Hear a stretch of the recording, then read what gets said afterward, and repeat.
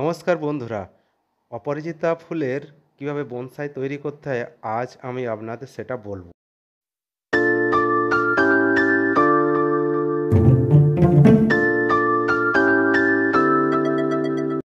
অপরাজিতার গন্ধ না থাকলেও এর রূপের জন্য অনেকেরই প্রিয়। এটি সাদা, নীল, বেগুনি এবং ডবল পাপড়ির অপরাজিতা হয়ে থাকে।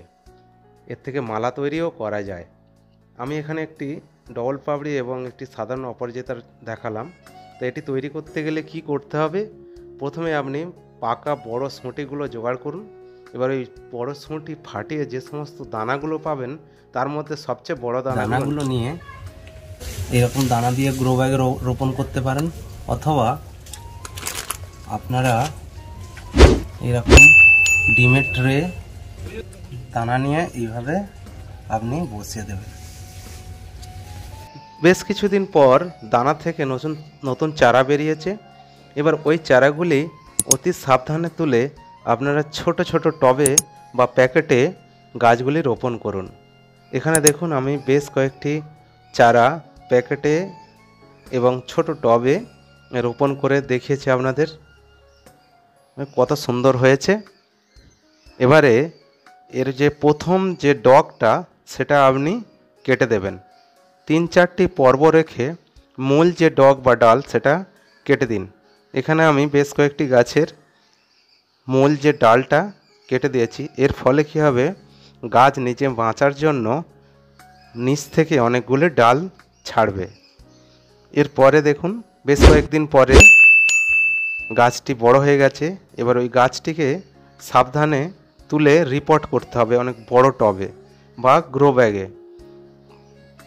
রিপোর্ট করার সময় আপনারা কেঁচো সার এবং জৈব সারের মিশ্রণ সঠিক মাত্রায় দিয়ে রোপণ করুন এবং গাছটি যাতে একটু বড় হয় তার জন্য অবলম্বনের জন্য একটি ডালপালা বা একটু ছোট্ট মাচা মতো করে দিন। সময় মতো জল দিন।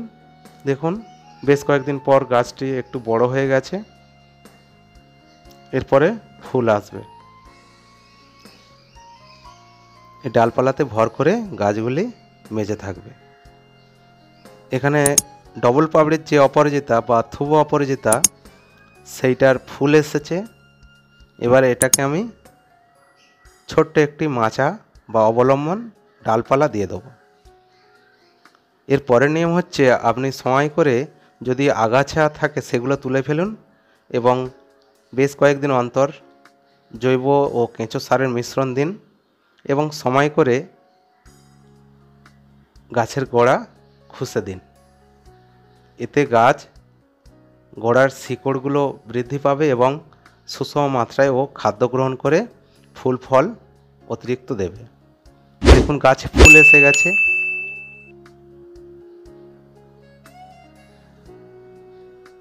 অপরাজিতার নীল অপরাজিতা গাছের ফুল এসে গেছে। এবারে এর পরের স্টেপটা কি হবে সেটা আপনি জানতে পারবেন।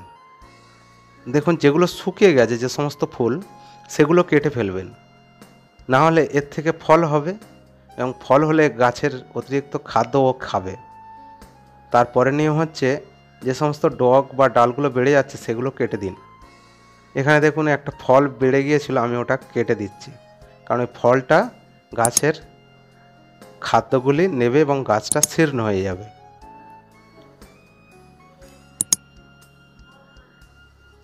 এরকম ভিডিও আরও যাতে মিস না হয় সেই জন্য চ্যানেলটিকে আপনারা সাবস্ক্রাইব করুন। ভিডিওটি ভালো লাগলে লাইক করবেন এবং কাজে লাগলে শেয়ার করবেন। এবং এতক্ষণ ভিডিও দেখার জন্য আপনাদের অসংখ্য ধন্যবাদ। সবাই ভালো থাকবেন।